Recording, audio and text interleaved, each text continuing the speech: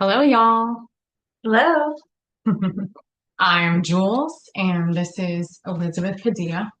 And we thought that we would get on camera today so you could see us, so you can see our faces, bright, Inter shiny happy interact. faces, and so you can see and hear how El Shaddai is meeting us, and Hmm. just hear a little bit more about our story, some of the things perhaps that we haven't shared on my Facebook page. Yes. So we are here, and I'm going to just ask Elizabeth some questions because she is the one who's enduring most of this. And let me mess with a few things in 2 seconds. Okay. So we know the lighting is not ideal tonight and the sound is not the best, but we're dealing with a laptop in a kitchen with standard kitchen lighting. And so we're just doing what we can. So pardon the glare bombs on our glasses. Yeah. I'm trying to turn so you can't see it. Or But the snores from yeah, coming around. We have two dogs. yeah. So the dogs are snoring in the background as well. But such is the family life. Yes. So we are here. It is, let's see, what time is it? Oh, it's about 9:20. And this is just the first chance that we've had when little gal is asleep. Yes. And we've been able to match our schedules and actually get this on camera. I know. But yeah, Alba told us that he wanted us to get on camera and just share a little bit about how things are going Yes. and all that. So, Elizabeth, I Yes. wanted to I wanted to talk to you and just find out how is this whole process for you? What has this been like for you and your daughter? This insanely imbecilic process. Uh, I mean, I How do you? have to laugh to keep from crying at times because, like, it's been an insane process. Most people, when they go through a divorce, you're like, okay, yeah, we're gonna go our separate ways. We're gonna maybe be cordial, maybe have some bumps in the road, but this took like the most unexpected turn when my daughter started making an outcry that she had been abused by some family members.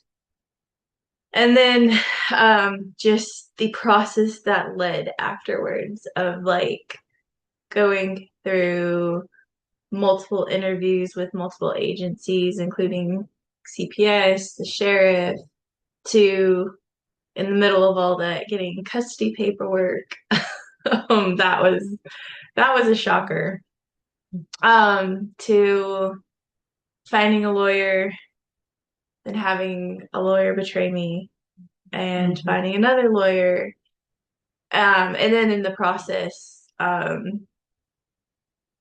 finding out very interestingly enough that we were under illegal surveillance and finding out the feds were now after us. And our it's Palantir's actually surrounding us right now. Oh, we just love Feds. Palantir. Gosh, that's my favorite company ever. It just warms the cockles of my heart. Oh yeah. Yeah. So uh it's been very interesting. Because right before Jules came in, it was Wednesday. She was scheduled to come in on Saturday, literally at a stoplight, getting ready to come home. Daughter had just been in therapy. I see a black SUV with some suit and ties in it. And I was like, am I seeing things correctly? Like, what is this? And we went to prayer, and sure enough, my intuition was right because I hopped on the phone. I was like, hey, uh, I think the FBI is in town. I just get this feeling the FBI is here to see us. And they were. They very much were. And let me just jump in because this was Wednesday. The Thursday prior was the phone call where we had loosed judgment against Palantir. Okay. Yes. And I've told that Yes. story before in one of my Facebook posts, but just real super fast.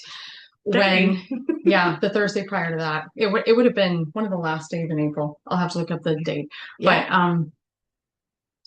But when Yeah. El Shaddai told us in prayer while we were on the phone on Thursday afternoon, that the last Thursday in April, that we were under illegal surveillance, and Yep. he previously told us we were under illegal surveillance. Mm-hmm. And so we had a Yeah. sense that all of our conversations, whether transcripts or recordings, were actually being fed back to the dirty actors here in the region, probably Yes. in Surrey County, Guilford County, and I don't know if there's a county between, but all of the different dirty actors, the attorneys, the shady attorneys, and the dirty detectives were receiving that. And I'm not sure if any other actors were as well. Yeah. But we did not know who was doing it. And so that Thursday afternoon in April, we specifically stopped and asked. And I really believe the Spirit of God put it on my heart to ask because he wanted to answer. And so I just said, Father, is this government or is this private? And he said, it's private. I said, okay, I'd like the name of the company, please. And he immediately said, it's Palantir. Mm-hmm. Oh, okay.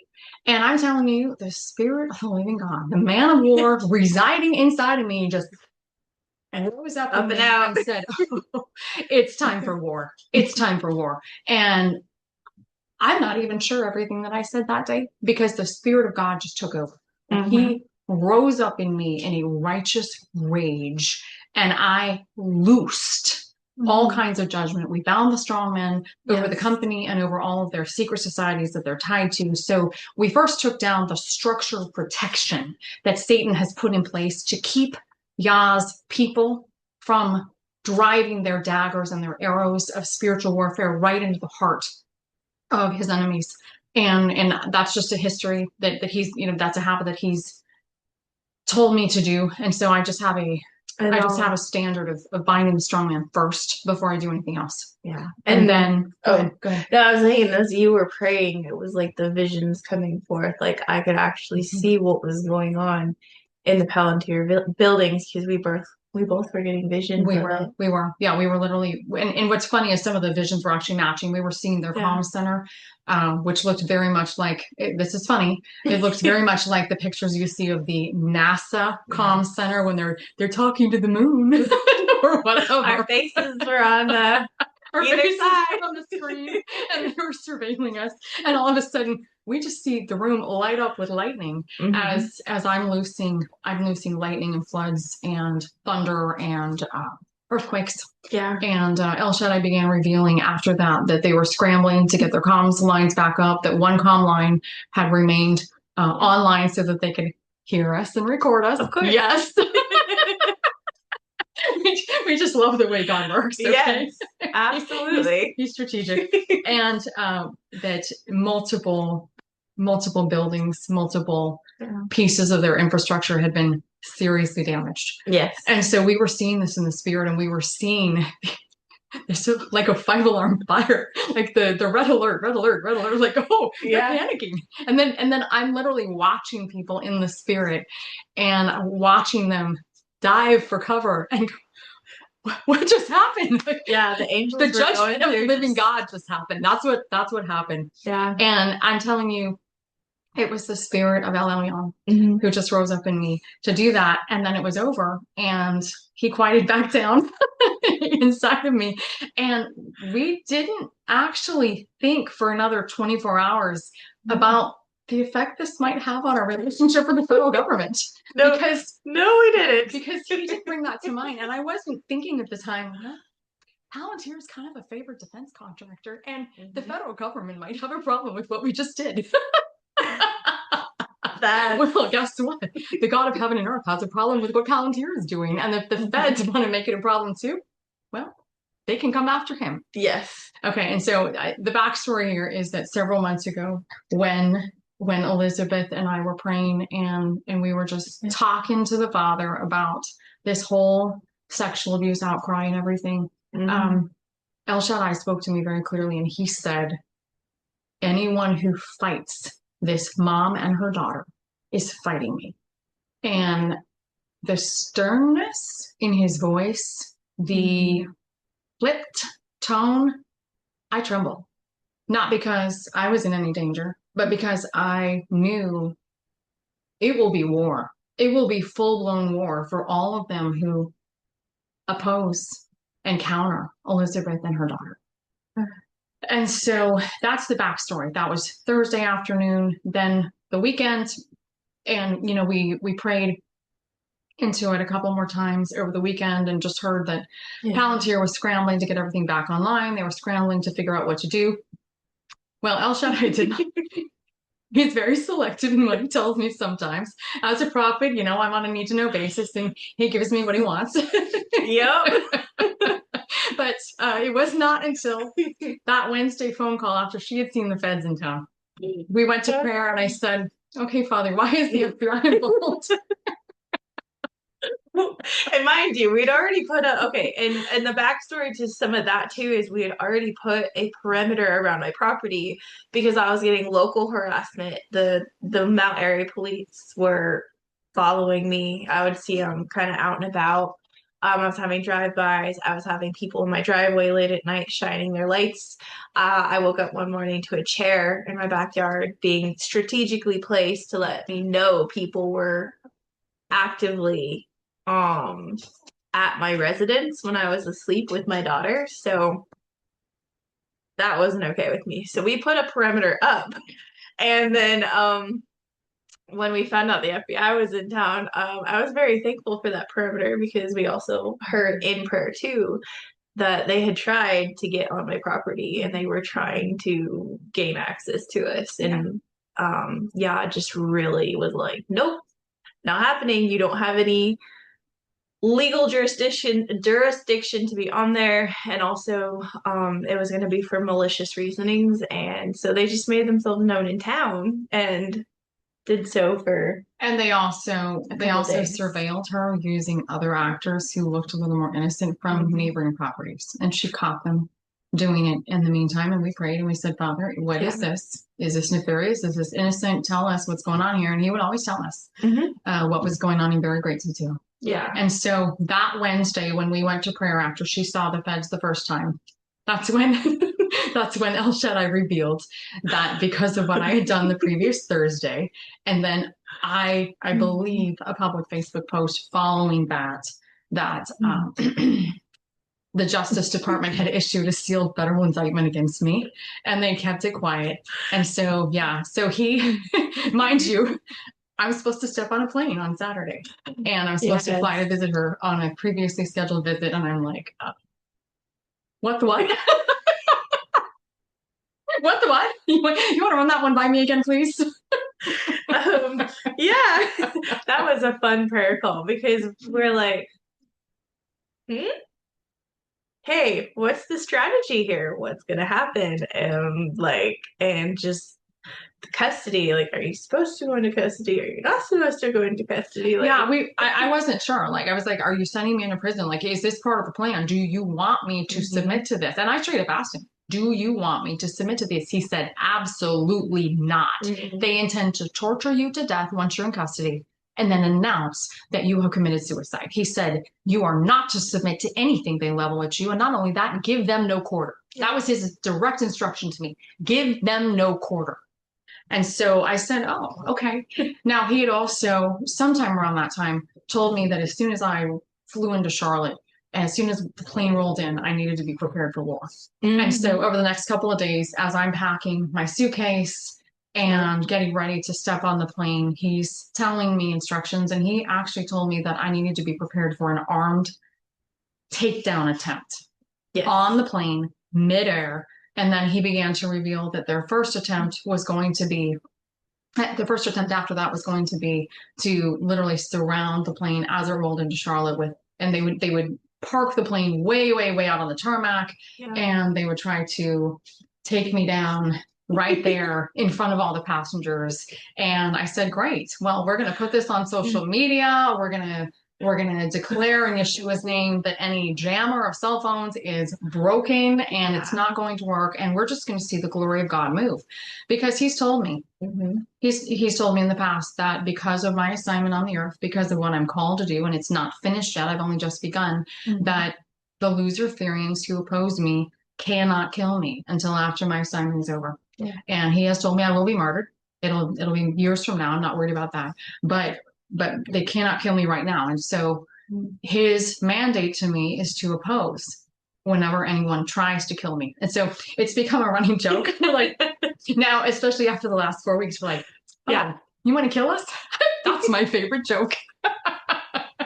Yeah, Tell me another one. I don't know how many times people look Beth right in the eye and we're like, Talk "Is this about all you got?" tell some of yours.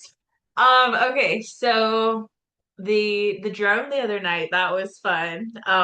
Where like this drone literally lit up at me in the sky, and I was like, "Oh, we're trying to kill me right here in the front yard." Okay. Same night they tried to set my house on fire. Um, and then they tried to use lasers the other night and laser me to death. Um, our favorite so far, I think, is the artillery launcher in the backyard. We haven't gotten the documented proof. We just have the trail. We haven't posted much about that. We're waiting for the drone footage of that one. Yeah, or like maybe the pipe bomb that's still in my backyard somewhere, safe. But yeah. So um, man, yeah. I just there's too many, too many. Maybe snipers, like the sniper in the backyard. He's been out there for about a month now. He still can't get us. we, I don't think it's the same sniper, considering No. some of the warfare we've done. He's having to bring in new ones because they're others are, shall we say, disabled. There, yeah. Okay, Yeah. disabled. But what was funny going back to the plane note is they had to keep rearranging their plan because as we prayed through it and we gave it away, they would switch it back up. Well, and that's the funny thing. Like, the feds cloned my phone going through TSA That's right. at Houston Tommy Airport. And so even midair, I'm not hooked up to the Wi-Fi. I could have been, but I didn't have all the information to log in. Yep. And so I'm texting her, knowing it's not going to be received by her, but the feds are reading everything I'm texting. So I'm literally giving away the location of all the feds on the plane. And I was Yes. like, there's one seated here, there's one seated there, there's two up here, the one behind me, all of this stuff because the God of Abraham was just revealing it to me as we went. And so I did not know at the time until much later, until after I arrived in Charlotte and we had a chance to pray through it on my drive up to her house in Mount Airy. I did not know at the time, why aren't they trying to take me down? Because I went through the first leg of the flight from Houston Hobby into Nashville. Yes. Then I had a short layover because Southwest doesn't fly directly from Houston to Charlotte. Then I was supposed to fly from Nashville to Charlotte, North Carolina. And on both legs of the flight, as well as at the airport, they have different crews. Yep. And when I say crews, I mean the feds and Palantir. And in fact, on the second flight out of Nashville into Charlotte, they had international players. And we ultimately prayed about it and said, Father, what is up with that? I actually spoke with one of them and made eye contact because it was very interesting. The US agents wouldn't make eye contact with me. Like I would literally try to talk to them and they would divert. Like they did not want to see my eyes. They did not want to make any contact at all with my soul. But there was this Chinese man who just kept staring. And it wasn't attractive. I want to be very clear about that. It was like, what is up with this woman? What am I comprehending here? And I really believe he was trained in the I would say Eastern mysticism, occultism, not quite the same as the occultism you usually find in the US, but I believe he was actually seeing my spirit and trying to reconcile what he had been told about me and why I was so dangerous with what he was seeing in me because he would not stop staring at me. And so he ended up sitting right behind me on the flight out of Nashville into Charlotte. And when all the plans got scrapped, they kept scrambling the plans. And I'll go back to that in a second because I interrupted myself. But when we stood up to finally deboard, it wasn't clear that we were even going to be allowed to deboard for a little while because we actually did sit at the end of the tarmac for 5 to 7 minutes. Yeah. And I believe they were intending the feds to surround the plane at that time. And then I kept texting, oh, the glory of God is about to be revealed on this plane. And I'm like, okay, scrap that. We're moving. I didn't understand yet how terrified they were of me. God told me that later. Yeah. But anyway, this Chinese man is sitting behind me. He looks like a Chinese man. He's dressed like a Chinese man. He really looks very much like you would expect a monk to look. But he stands up right behind me, and I catch him taking a photo of me, like up close, like he wants a souvenir of this so weird. What is this? And so I turn around and I say, well, this was a very interesting flight, wasn't it? And he said, Yes. yes, it was. Yes. And he had an accent. Okay, he was Mm. not a native English speaker, but he just kept like trying to comprehend, like, what is up with this woman? Like, why is she such a danger? What just happened? So anyway, long Mm. story short, because I don't want to take away too much from Elizabeth's story, but yes, because I was texting and they had my phone cloned and they had the agents on board who were actively reading what I was texting and I was identifying the agents sitting around me, I did not understand. They were terrified that if anyone touched me, they would die. Mm-hmm. And let me tell you why. It was not until later that night that God revealed in prayer that when I had set the perimeter around my luggage, like we set the perimeter around her property, because the last flight I took after I started working with Elizabeth on this whole case and we started praying together, the last flight I took to Oregon and then on the way back to Houston, my luggage was rifled through and one of my favorite items, my silver vest, was stolen and it still hasn't been returned and I'm still waiting for the agent to find the fear of God and mail that back to me. I expect that vest back in my possession very soon. Okay, just saying. And so anyway, so I had said, I'd asked the father, I said, what do I do? Like, how do I prevent my luggage from being rifled through and me being stolen from again? And he said, set a perimeter. And so I did. And the perimeter was the same perimeter that we set around her property. Anyone who tampers with or enters my luggage or any of my carry-ons for any malicious purposes to do the will of Satan, to steal, kill, and destroy from me, will die. I did not know at the time that I was on both of those flights and they were refusing to touch me because they were afraid to take me down. That when I had gone, when I checked my luggage in, an agent there in Houston had actually tampered with my luggage and had died on the spot of a cardiac arrest. And so the agents on the plane had gotten word of that. And what was interesting is on the first flight out of Houston, there was a long blonde haired woman. She looked kind of like a mom. I mean, she was probably about my age and she was dressed like a mom and she just kind of had a mom look. But Yah said very clearly, that's a Fed. And the one time she made eye contact with me, I'm telling you, I saw absolute terror in this woman's eyes. And she was trying so hard to shield it as an agent so she didn't show me. And then she moved, she was sitting in the middle seat and I was supposed to sit on the aisle seat and she moved over. So she wasn't sitting near me. And then she tried her best to ignore me. But I'm just thinking, what was she told about me that she was so terrorized to sit next to me? I'm like, I'm just this docile, accidental crazy cat lady. Okay, just going about my life. But the reality is that the spirit of the living God is dangerous within his people, within his prophets and his apostles, especially, okay, to those who want to harm us. And the way he protected me all the way into Charlotte, North Carolina, when I did not know how everything was going to go down. And he had told me to expect an armed confrontation on the plane.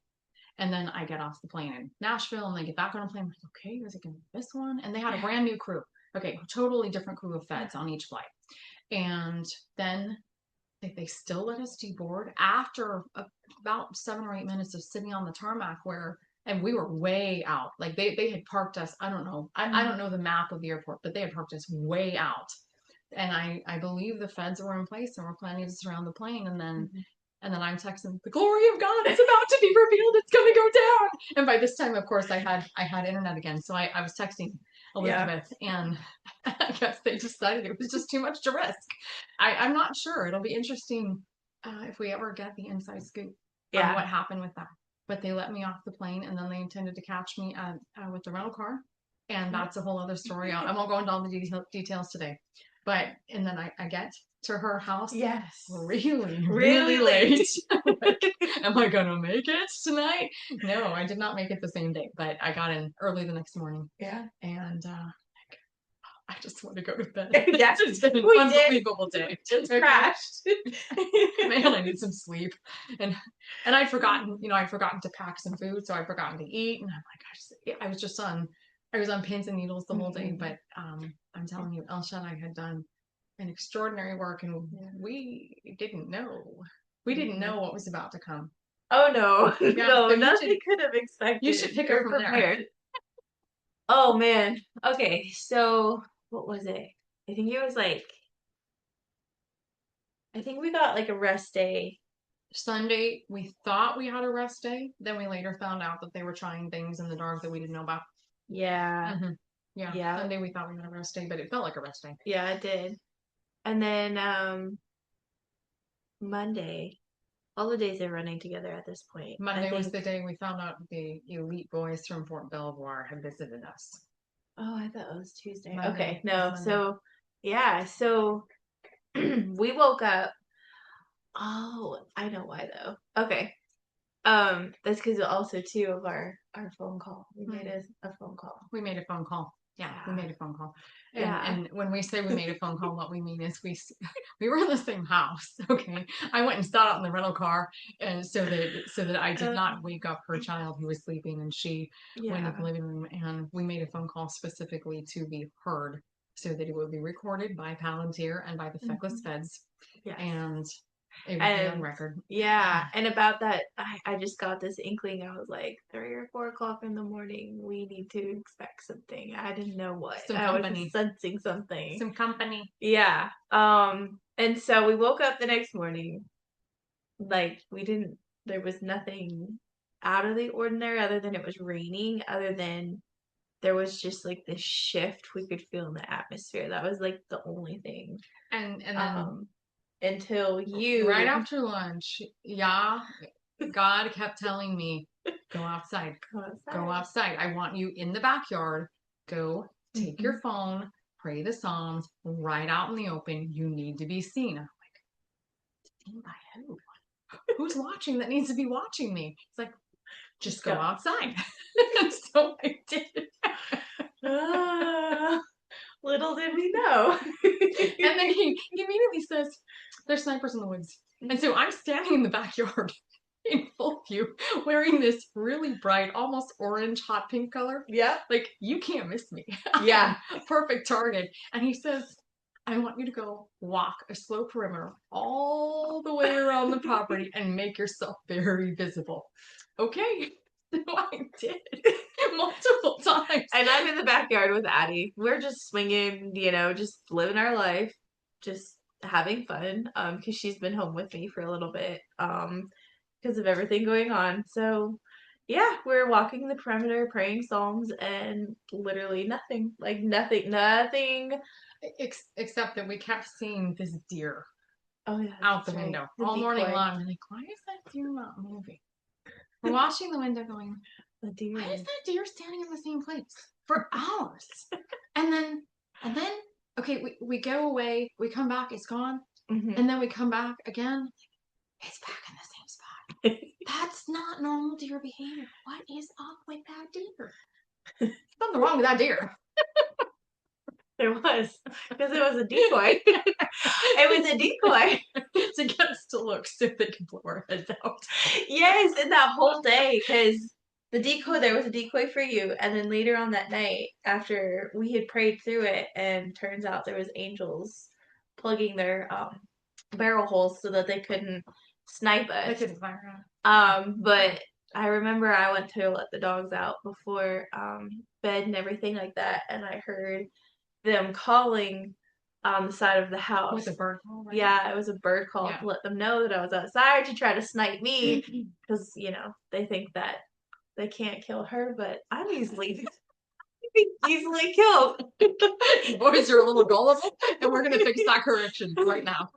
Which goes back to the drone the other night. She was in Charlotte trying to, return a rental car, and I'm here by myself with Addie, and that's when they attempted multiple times. We were told in prayer that they tried to kill me multiple times. We have gotten the biggest kick out of the realization that these incredibly foolish, stupid, Satan-filled people actually think that I'm a witch and that I have higher witchy powers than she does.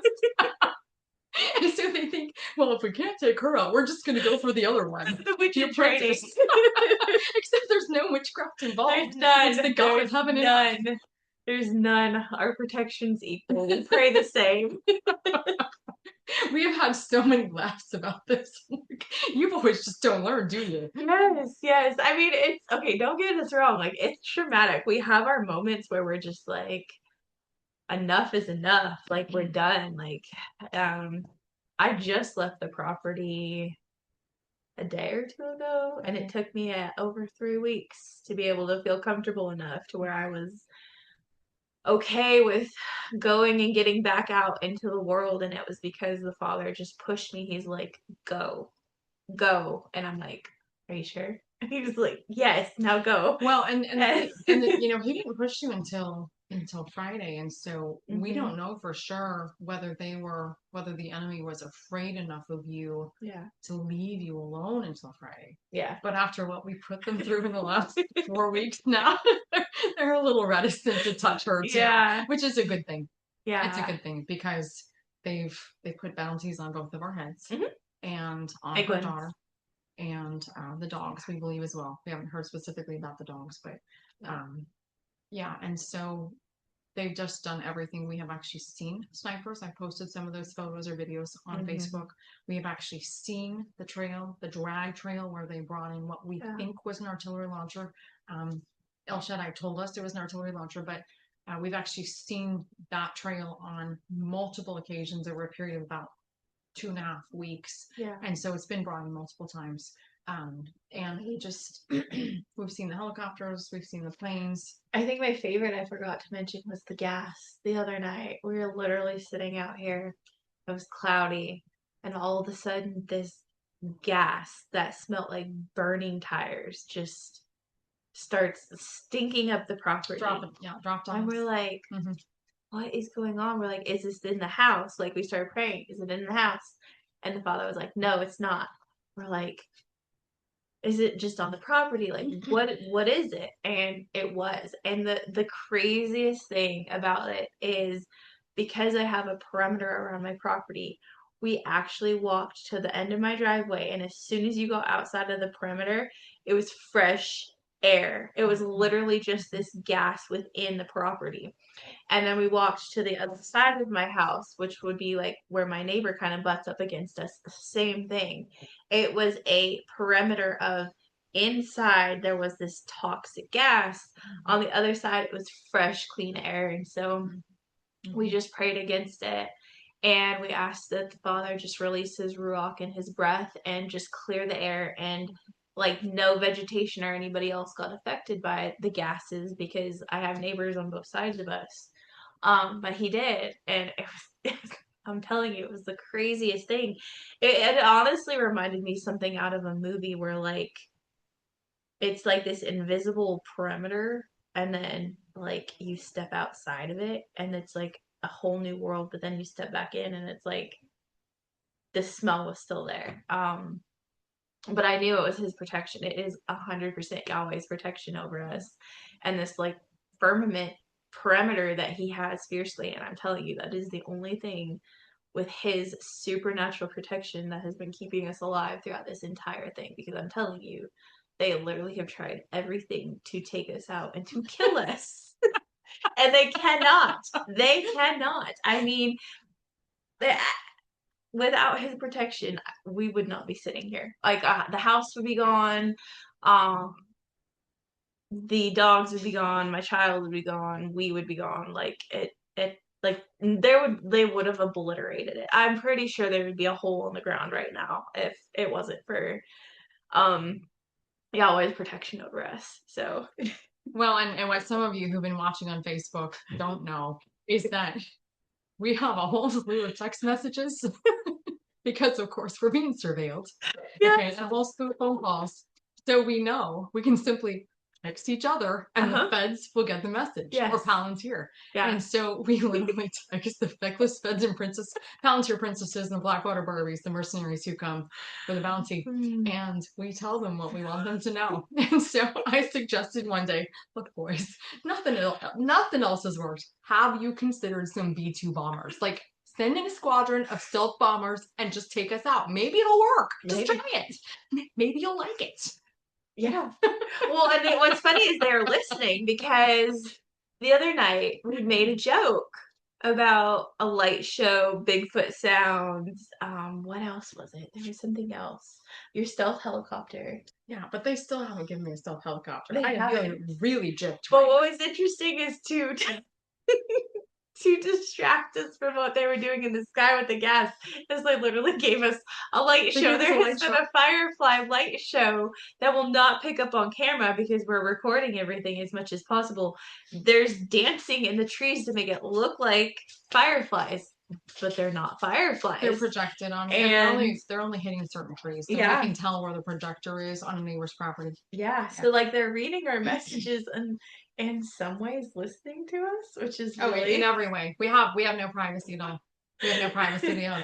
yeah, that's So true. the pipe bomb that I Yes. actually posted a photo of, I don't know, 2.5 weeks ago, somewhere in Yeah. there, 3 weeks ago. I'm losing track.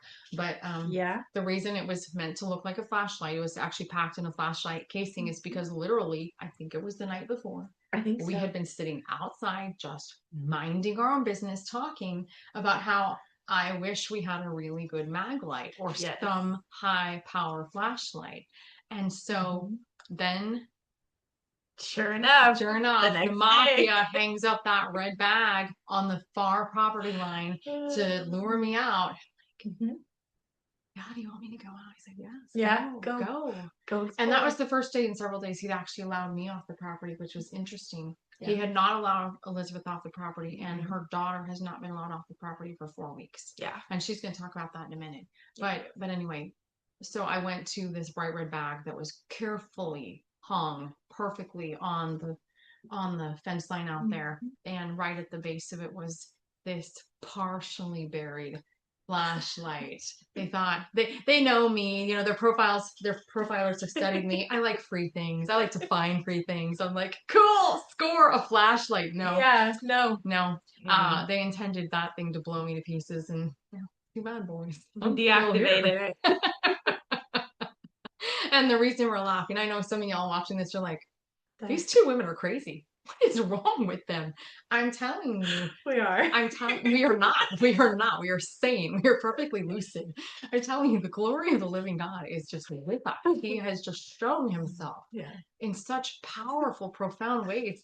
We are literally sitting in the midst of the most insane attempts to obliterate us, laughing at our enemies. Yeah. Because their attempts are hysterical. They are. They're hysterical.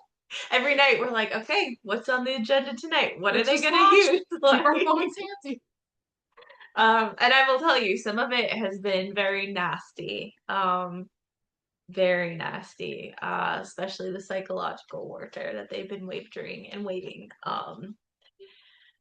That Do you want to share that or not? You can. Yeah. It's the reality. Yeah, I mean the reality is like the other night they lured me over to the side of the house with some type of light because of the drone and stuff like that.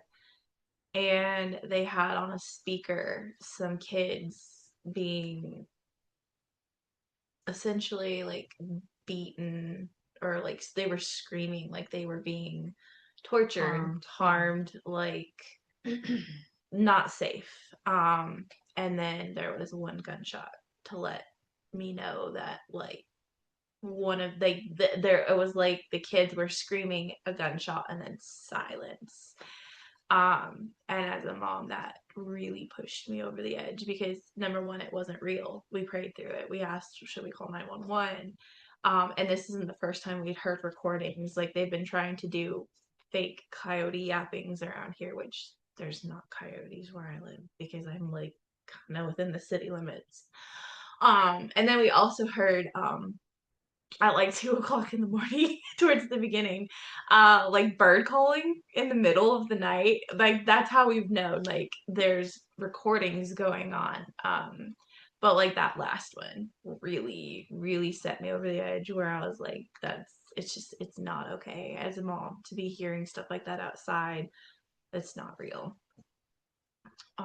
It really tugged at my mom heart. Well, and she's not old enough to remember Waco. I was in high school in Waco, and so I remember some of the stories that came out of Waco and what the FBI did there, and how they played recordings of animals being tortured, okay, around the perimeter of the property for many, many nights. And they could do that because Waco, the compound there was so remote. They've not been able to get away with that here because there are so Yeah. many neighbors, homes nearby. Although Mm-hmm. we believe several of them are actually being inhabited by the Yeah. mafia right now. That's a whole other story. We've Yeah. documented everything we can, as much as we can, because this will not be the end of our story. No. But No.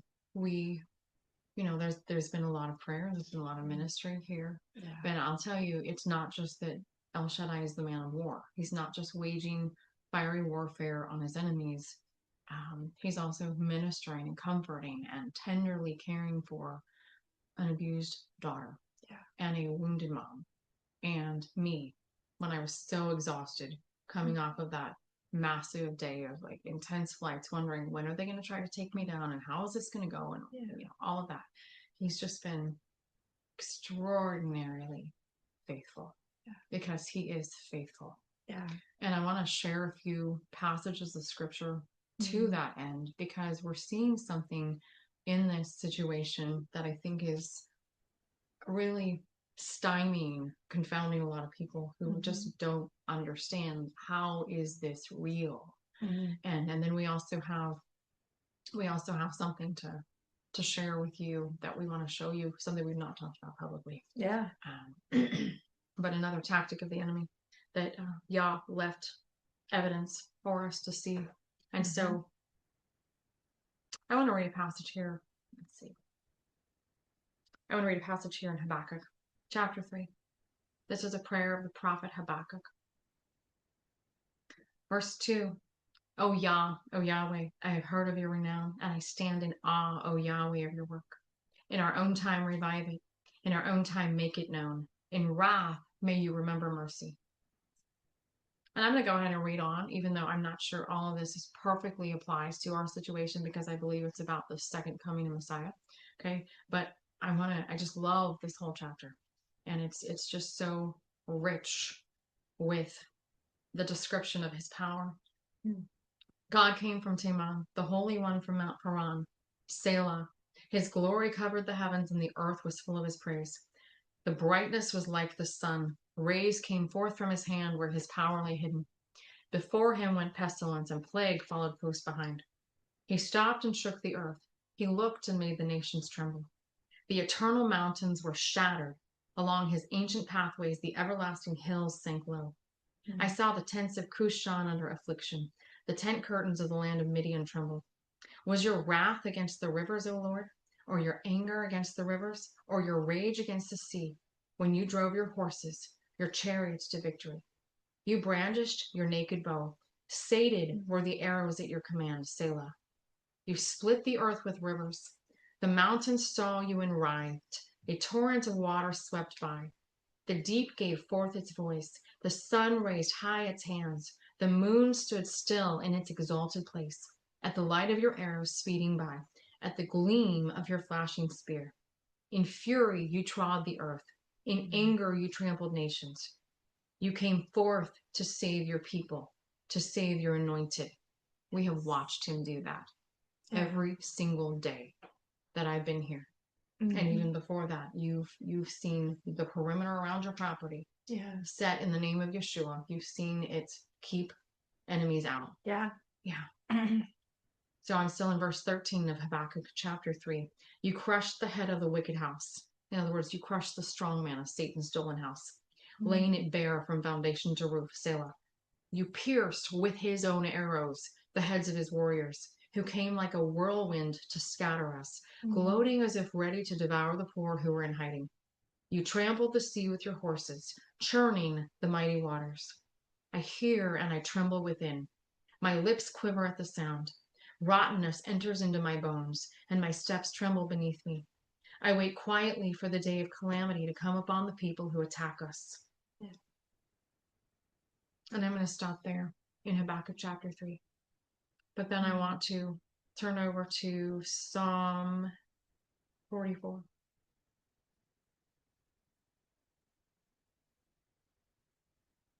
We have heard with our ears, O God. Our ancestors have told us what deeds you performed in their day, in the days of old. You, with your own hand, drove out the nations, but them you planted. You afflicted the peoples, but them you set free. For not by their own sword did they win the land, nor did their own arm give them victory, but your right hand and your arm and the light of your countenance, for you delighted in them. You are my king and my God. You command victories for Jacob. Through you we push down our foes. Through your name we tread down our assailants. For not in my bow do I trust, nor can my sword save me. But you have saved us from our foes and have put to confusion those who hate us. In God we have boasted continually, and we will give thanks to your name forever. Selah. Yeah. That's the story right there. That we have an extraordinary, faithful, mighty, powerful God who's not just the gentle, fierce lamb. He's the roaring lion. But he's also a tender, faithful father, a gentle comforter. He's the God who leads us into all truth. Mm-hmm. And he is manifesting his nature in this generation in a way that I believe most of us have never seen before. Yeah, absolutely. The scripture calls him a man of war. Mm-hmm. And it's interesting. I'm writing a teaching on this right now that I'll share at some point. But the man of war only manifests when he is rescuing his people with a strong hand and a mighty arm. And he's begun the greater exodus. It's begun already. And he's showing up and showing out and showing off right here in this, let's just say it, corrupt little town of Mount Airy, North Carolina. Yeah. Okay. This corrupt county. Yeah. But he is demonstrating his extraordinary protection, Mm-hmm. his fierce faithfulness to ones who keep his covenant and who call on his name. And we have put all our hope in him. And that's the story right now. Yeah. That he will not betray. No. He will not leave and abandon those who put all our hope in.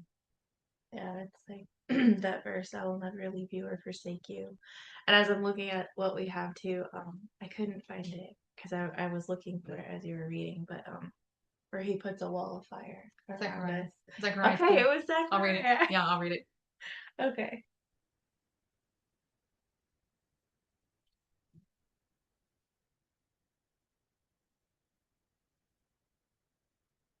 Zechariah 2, verse 5. Oh, okay.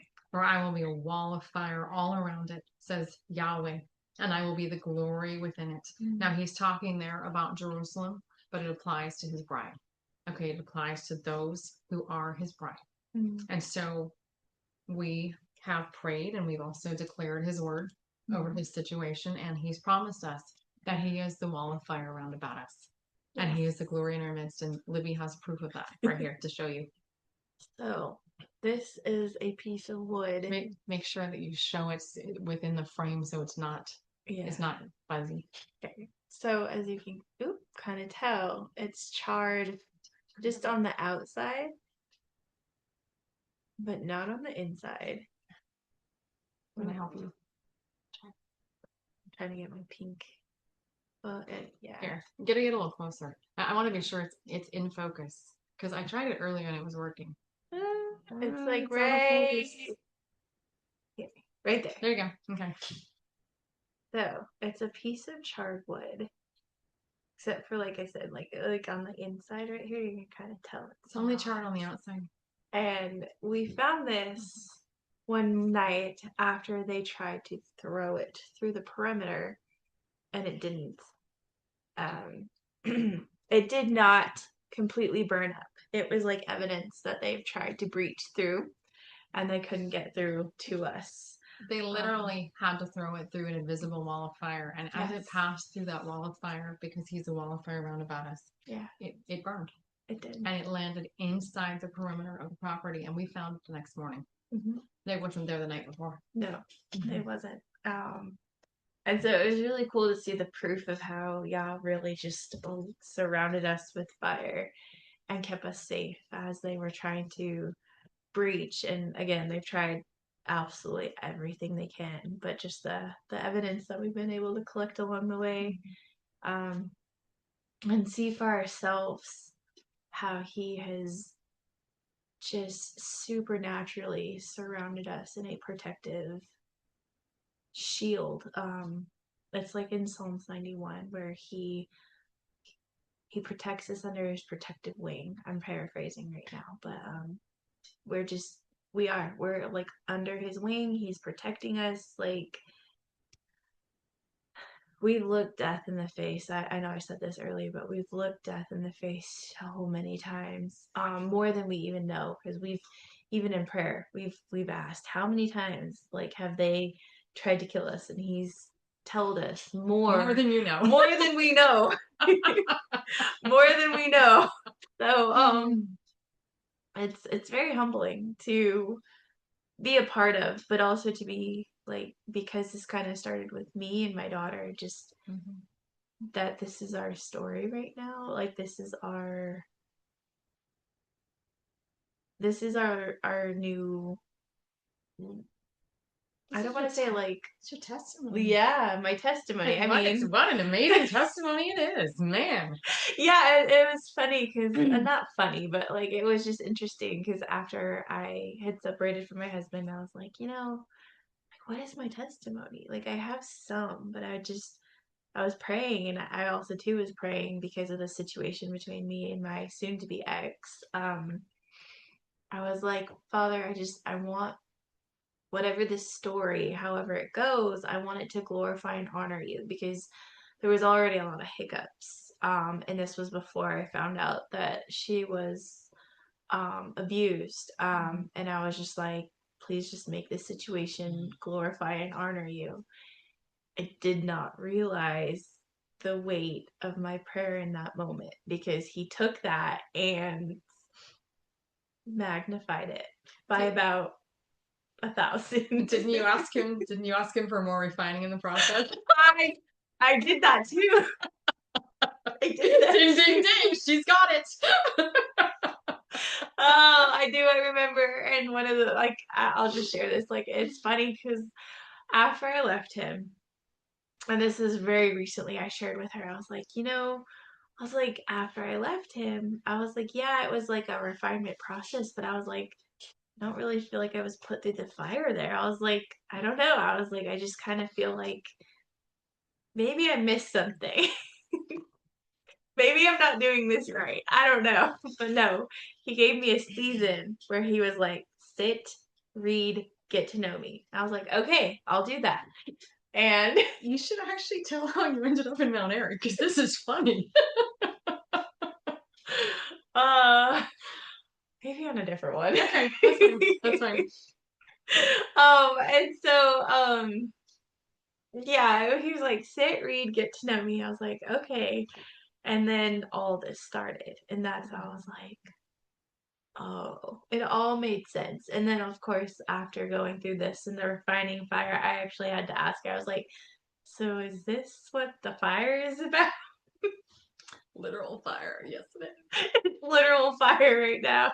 And the intensity of this situation has been traumatic at times, very traumatic. My daughter's, her schedule, my schedule, everything, our entire world has been flipped upside down. We found out a lot of things in prayer. I've had to take extra protective measures to protect her because of the plots specifically against my daughter. Yeah. Yeah, and let's just say right now, one of those plots is Palantir, but there have been multiple plots. They're not all Palantir. Yeah. But Palantir is the mafia for the Epstein class predators, and we all know what they like to do to children. We'll just leave it at that right now. Okay. Yeah. So between that and just some other stuff that we found out, living in a small town where there's not a lot of trustworthy people, the effects of it have been very up and down for me and my daughter. Like, yes, I can laugh at it and everything like that, but mostly it's really hard to see her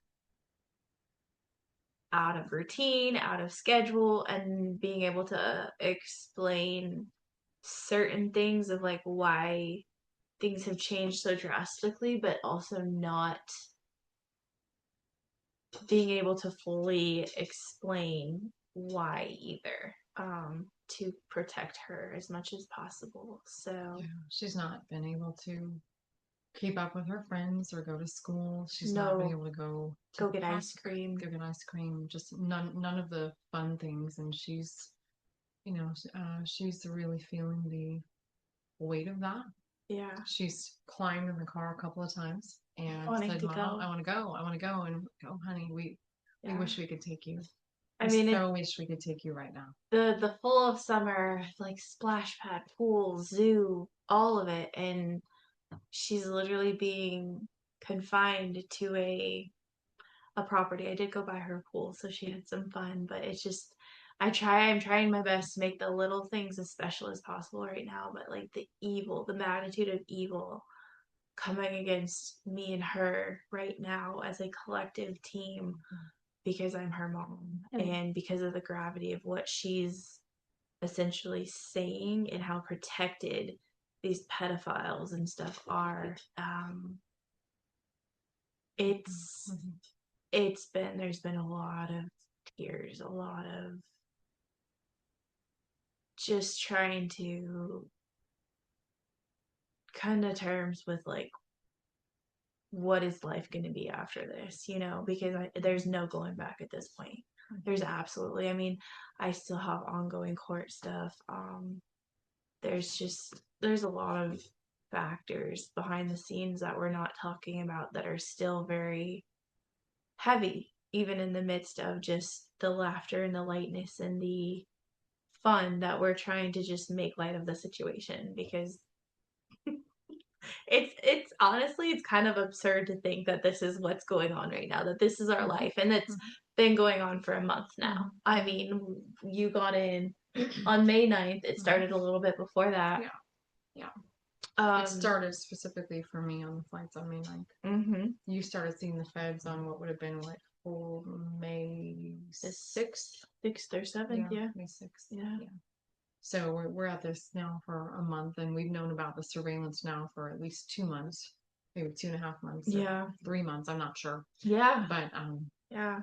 yeah. If any of you watching this have listened to any of the voice recordings or you've read any of the text messages, Mm-hmm. you know that we have, again, we've tried to make some of this fun, the surveillance fun, just by giving name Commentary. one by giving names to some of our favorite dirty players. Oh, We name yeah. all of them. Yeah, we nickname all of them, and they're not very nice names, and that's fine. They deserve that. Yeah. So anyway, they're we keep them PG, okay, Yes. but Yeah. they're well deserved nicknames. Mm-hmm. And anyway, so even tonight before we came in and she put her daughter to bed, and then we set this up to record it, we were carefully analyzing and taking video, which I'll post later, of some strange apparatus that looks like some kind of cover for either a sniper or an artillery launcher, something on a neighbor's property. And we were noting how out of place it is, and it's in the straight line of sight to where My her daughter. daughter was playing in the pool today in the backyard. It was just like perfect line of sight. And so we know that they've been trying more things. And, as we were watching it multiple times, it was moving. And so we know it's human. And it was wiggling. And like, oh, I think he might be doing the Macarena. Yeah. But anyway, that's the reality right now. Mm-hmm. We'll end this real soon, but we want to give the God of heaven and earth all the glory because this is not a normal scenario. We know the man of war is literally waging war on our behalf.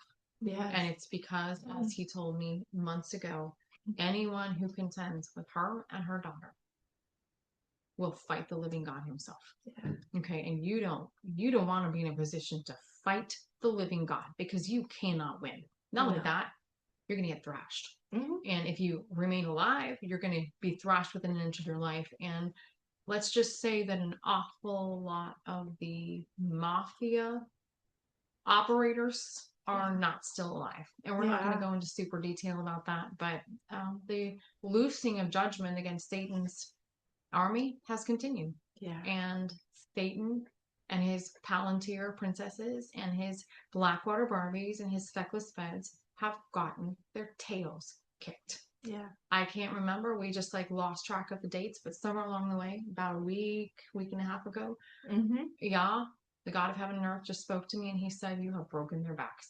Yeah. I'm like, what? He said, "You have broken their backs." Yeah. Okay. And this is the result of being in sync with the God who is the man of war. Okay. Yeah. He is the dread champion and he never loses a battle. And these stupid, feckless agents thought they were going to be the exception. And there is no exception to the God of heaven and earth who never loses a battle. No. So, this is our testimony. I think we've gone as long as we should tonight. We'll probably hop on maybe in natural light in a day or two and share some more and just share some encouragement with you from the scripture and whatever Abba lays on our hearts. But we did want you to meet us, to hear from us. Yeah, we're real. Yeah, we are. We're real. We're really going through this. Yeah. I wanted you to hear her story and how this is affecting her and her daughter. Yeah. Thank you. Blessings on all of you for watching. I'm going to speak the Aaronic blessing over you for all of you who are watching with good intentions. We know quite a few of you are not, and El Shaddai will deal with you. Okay, but those of you who are watching with good intentions and with good motives, Yahweh bless you and keep you. Yahweh make his face to shine upon you. Yahweh lift up the light of his countenance upon you and give you shalom. Now in Hebrew, Yivarechecha Yahweh v'yishmerecha, Yair Yahweh panav lecha v'chuneka, Yisa Yahweh panav lecha v'yasem lecha shalom. B'shem Yeshua Meshichenu, in the name of Yeshua our Messiah. Amen. Amen.